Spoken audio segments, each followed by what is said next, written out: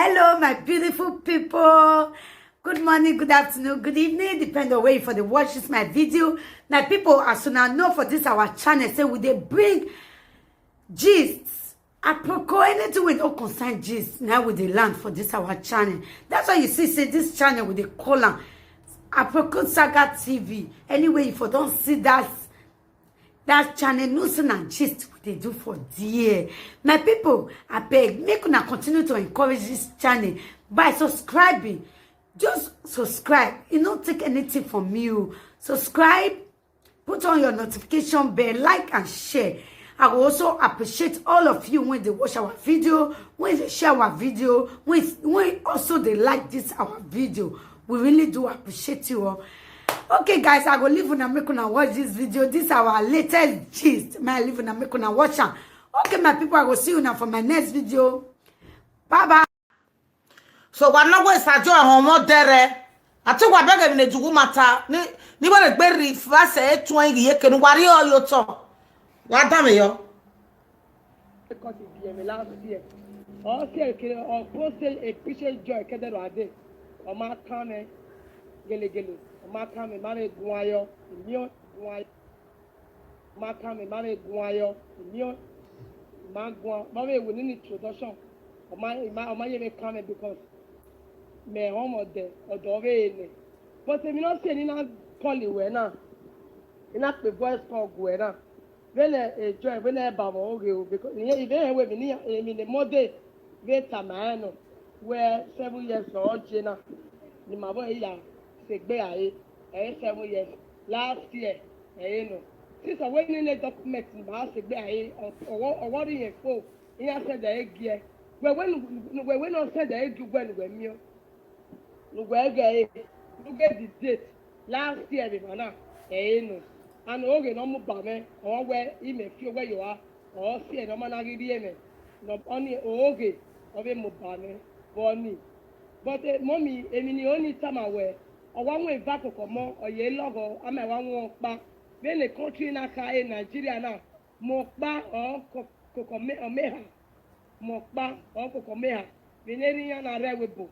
Mokpa koko meha when it do tamawe nula wo nugumeta me mode ima we na gari okome we bono jeri gari okoma we ri odo ane but e money bielene no ba ogiyan no ri go giyan ovi me no dio na money me bielene ni me biene 14 years or jena 14 good years or jena omo ne ovi me no gume bo Okay. I think we are done. On the stop na on Maria. Even the other one any. Oh, where even the other one where or ye diversity. I win any real 2.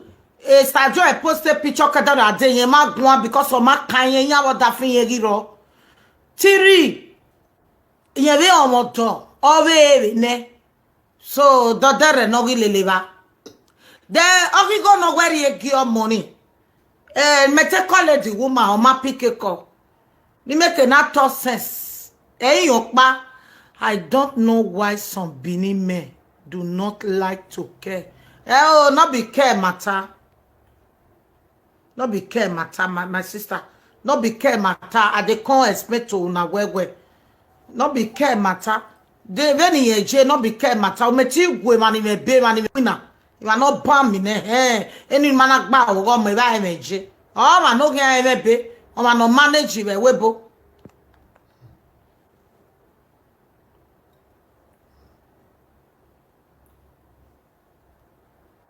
Elani ye majo, or my elano get jo.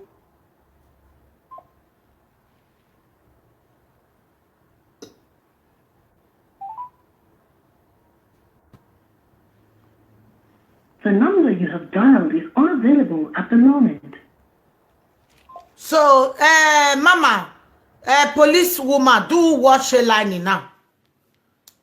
Yeah, te lucky no know that from where don't a beer.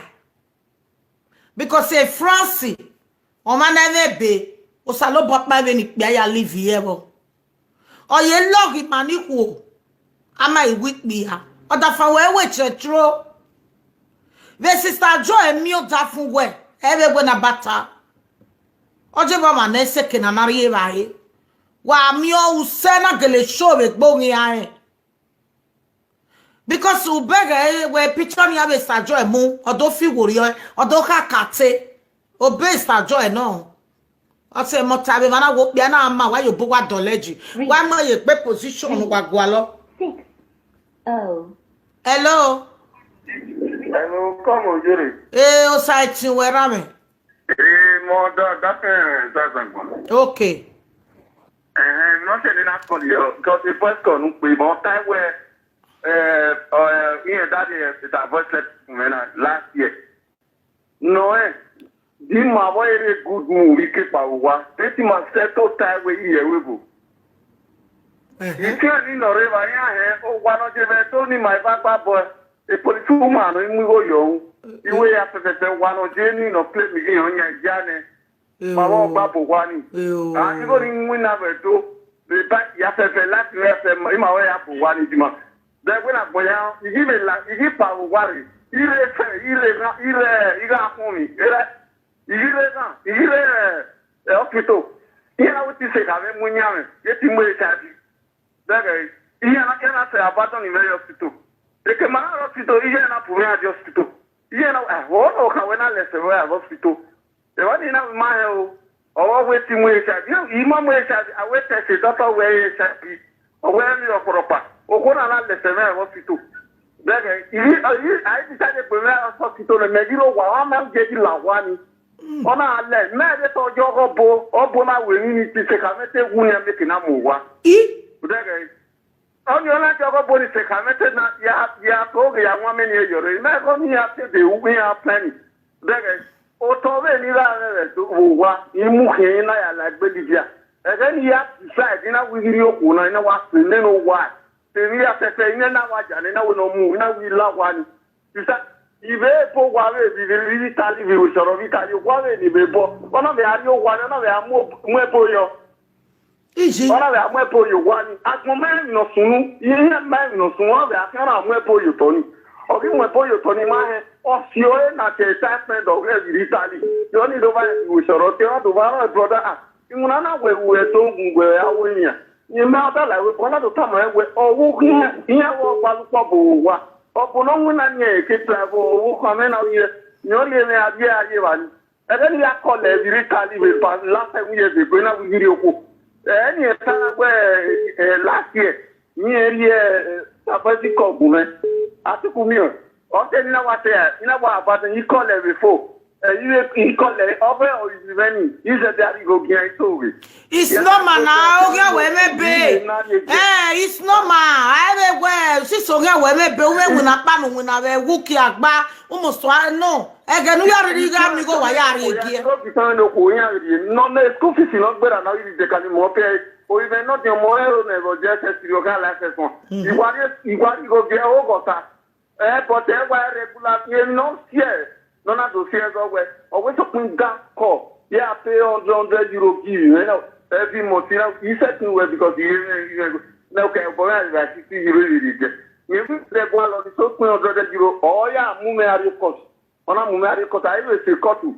I say cut to you, I lawyer will call him. My judge is going, my judge is going, put it not a man, and then we he said, I paid down €100 in the side to you. Just now with your funny guy when it's an year ago. Yeah, you get it in my other, but there is not going, you know, there are no, wherever you know, you go to move your own near what is on every because any other son because. Guess what? I call them my young papa on foot. So going to do a green away last year, my new double. You see, my double naked for why it's super or playing. Epa, we relax. The butter. One, because so here we may be. I'm a worker go give every month. It cannot possible. Baby, I'm a man, bawa every month to I give we simple. So my daddy I be what forget it. Me when you wa they see me call it bonnie me ata me. Relax. One, osai chinwe. Call baba yo Okay. What joy do is not good. What did joy do? What did joy do where it's not good? What what Joy do is not good. Joy, she's not a baby. What did she do? Woman, that's what they talk and follow me, say, my husband get wife. Now, I be chicken enemy. Now, so he can't rent this place, give me, not be here, they stay. I say, eh? Really, why me go on? No, ya ask you go with her. Melane, no, dere. I'm not what be more. It's normal. I be ya me come more. 40 years. I don't know say 40 years in any more. What we are about? What we are about? Can we go? May be a pa, mama may be a. I can let Jana and Levy, but my gonna me. Oh, no, married 10 years. Oh, we are. I may accept it because more is very good. Oh, mona one I don't even know go or say. Very, very important. I want to buy blame Mr. Joy. Mr. Joy, my name your man on civil way. I book with Madame here recording. I will do woman tie where you ought to be here with your own talk. I don't get man, I have a good dinner. Oh, we are very good. I give my never winner. Boy, I give a give of if you have every monty, I bear with Bowaje. Well, don't you work here when they comment now. Tell out a marriage way. What be I never be where Bow was all about by when you live here. Men who again, the man I be, Imana Queno be a Queno, not Queno, not Memira, eh? I may walk be out for that matter. I'm not mere man now, a woman or man now. It's good to say the truth. A boy now, one or man, eh? Well, not be say maybe where, Mommy Jodo man or no, or one or man. One of man let's say where Agmo Wakpo here and Quakekan. He's a very nice person. On another day hard working.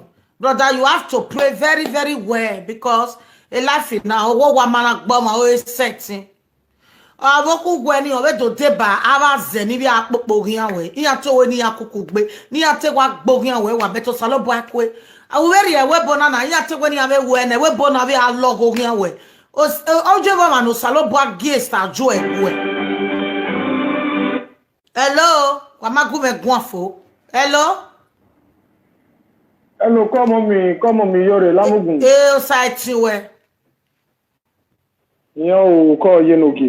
Ije, la we really are disturbed because on a matter I take discuss with you. Even on Mama Jean of a Torino, and of a fancy way. And I will explain my, but I call him Mama Yore, and he explain my because to my way, no my bad there. My son, all I mean is here, all I mean is here.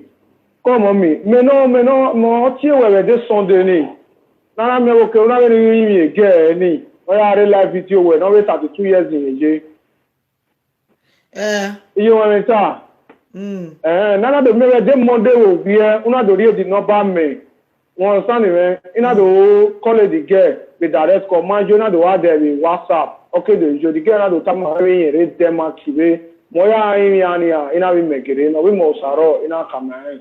Since that very day nikba, the Monday nikba, my girl na ina we explain my baby bien. Ije, my Sunday. Ma to we na we give no kasu no da etini obiem. You know ya we. Wọ́n tra mommy. Idame yo, iwe da dogo me problem we talk we. Na do explain na the girl, ma we the girl na wa ka bo wa we like me. Ona ye na me te ti ma kan egbe ko wa pa o gbo ka ma ya egbe ma na ku. Ma stand the we read them makina no how long you were read them makina away in canare because Italy already document ni udoni na mo bo wa we wini to ni na okay now we better Kevin we up na o ma say about 4 days ago ni la travel area them makina na agbo ma stand ina don't know ona do explain o no ka friend there before we no ni pa 38 years on ya ye we no ni pa area Nigeria Yamaro no cabinet wa and your mahami, you know, we hear all those kind of things. Now we talk when you go away as soon. Malekeni told him because mommy Yore all very year man understand it. If I only way anything, I don't remember the nap way. I don't always do my food call him mommy Yore. A boy and I thought to over there only or ma come tell my town or whoever or say now only time away it can day mummy na Obama ni making the one or two, Mama, do all the limit, Umina limit, do really limit, betibe sene aye owe na gwa ona ewe na continue agwa kede ade ya kole ugbeso owe mate wa gwa se 3 hours owo we nwin ogbe na so accomplish owe e fiba we na wa e fiba awu because we meje fiba awu me mo bo de awukunrin aya dere e pharmacy ana iwa ari e search ni iwa dele abila ni na iwa do ya lagbo iwa won ya wa won iwa yo ekwa ma san ni na we try we ya de na we abase we de ona wo ke yan awa ya de na ina wo ke ya de o ona wo ke ona gere asan na de o inare no ejia eme ma wo egun ase wa ni ma san ni ona do mi e pe ma me wo ke be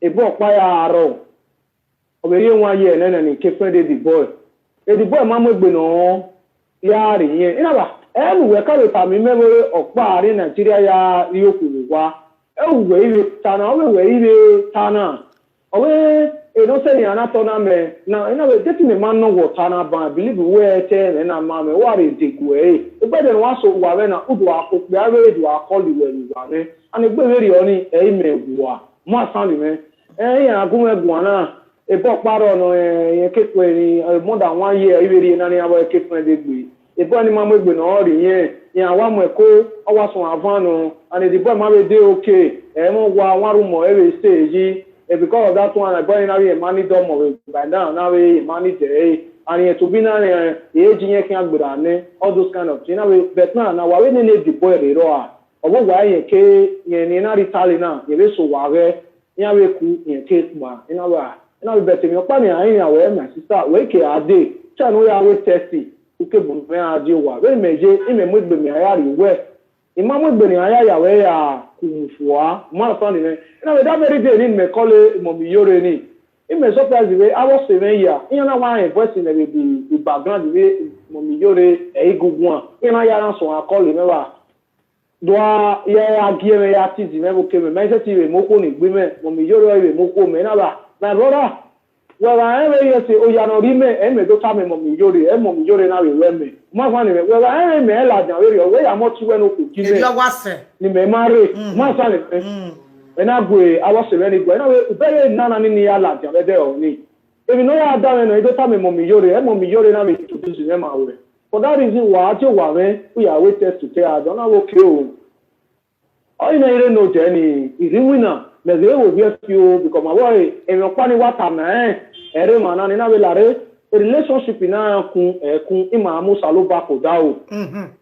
eru wie de ba ru akota ma we wo ba ko ane we ga we na wo wie me we na wo ta because saloba or first saloba na sane eni na I believe we me ya mani ma we and the way we agun o ma no dey hard work be o ma no we no po e me we need because me hallelujah agbon me mana agere oni very when I know them o wa call me o conference me about you e network Nigeria ma clear very na we Nigeria o we ni ina we no say na pick call na ito we ma we because one ni na lele other wa pa na be ma na re na and we po me we po je EPC ke ro me ona na use source copy ya we ona iya ni ke o my gugun ma so ni Ogbagere owe network na we network ma cloud to em say ona wo Kenya wa send no bot yen egu o gere send no bot yen egu igere so na dey kai pa wa get time one say get time make na mo ma be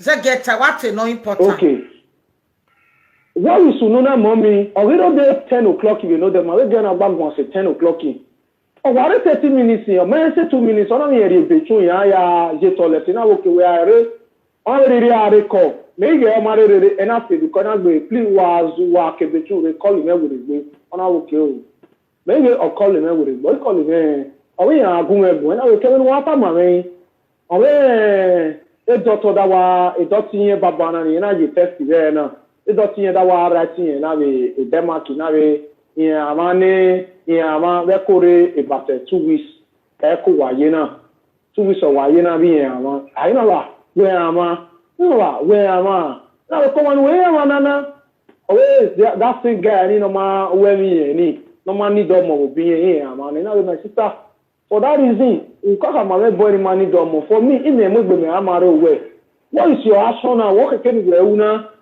always ye kwano wa bet e boy ni ye mani do mo we na ya du bien na ina be my sister if me need to work for my life or you may go work for and e ba ya ma we vow ne gbetu e fo kede ade me wo do jere ni na no for no allow me to do all those kind of things na we do what we do there na ime ka mi ni akpa ni ne ko tu bisi na ime ka mi ere oni a agwa ye danwo se no ya wate na ona feel the call yo e ma be reply na gbe okay ne na we go na hire na gbe good morning je hire ogbo so aka ma we ogbo right no we me ka mi e wo kebe ni e we me ya gwa we me ni ya akpa ni ne na go call le WhatsApp na we my sister e ma no akpa ni ne ko bet e yo pa we life na.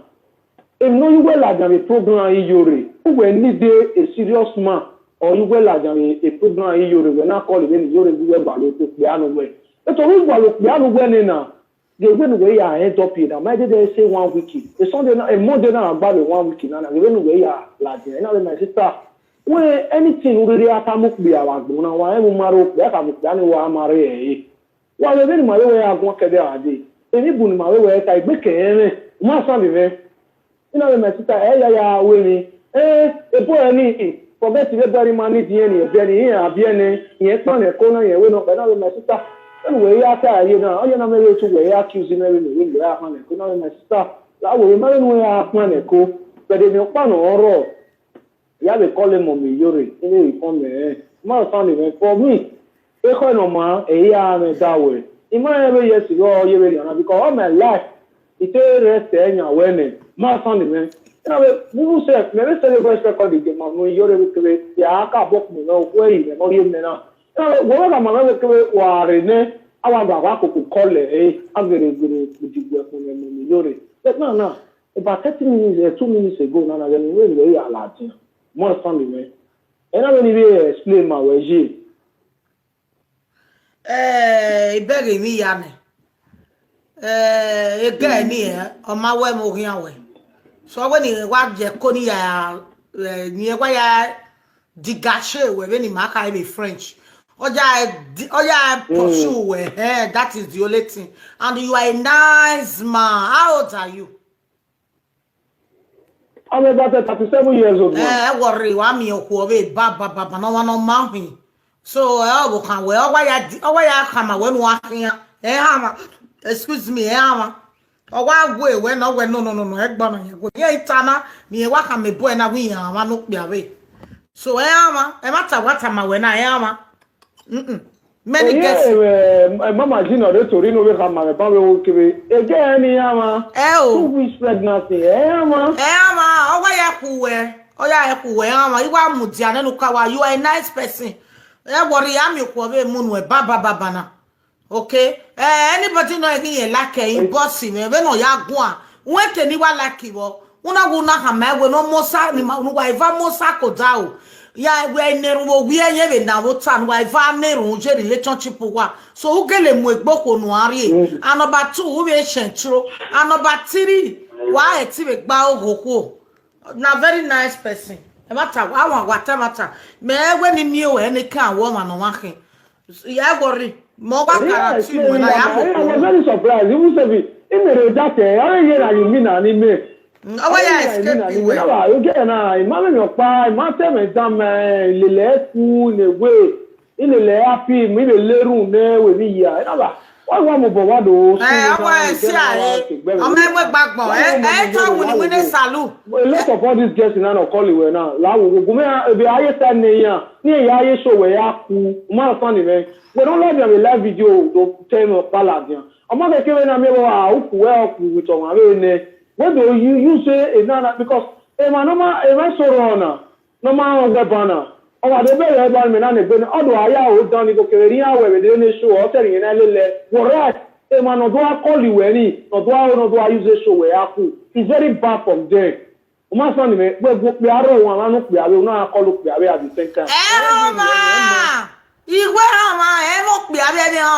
come when we act by laughing here. We are trying to I did about women. Don't we're here. One also made better with one about 2 men security who. Oh, yeah, the gache, well, oh, yeah, come when you laughing here. That is the only thing on here I see when you 1 week keka. Aye we go you ko aye wa ki o ama we relationship 1 week. Yo wa di o ye ri. We what are meeting? So I want ama no ko be pe abe ama no pe abe anybody. We what are meeting mommy? What's so you when you want to explain my what's so you? Oma osago were oma ati ewe ba. Won oma ati ewe ni no ba we you talk. What of no kwa bi are 40 years you go we mu a. Only the big car boy for me that kind 30 years, 31 years or 32 years. Ama years we man. Ama no ri ere 33 years, 31 years, 34 years wa call. Or a man na wa get pa we na very nice person. Ya when mu we no tell me ba na we momo ye kwe ni mo bia ni. Okay, mommy, you're give her my number. In bossy me na ni dey no bargain we. Why go on a video call? Okay.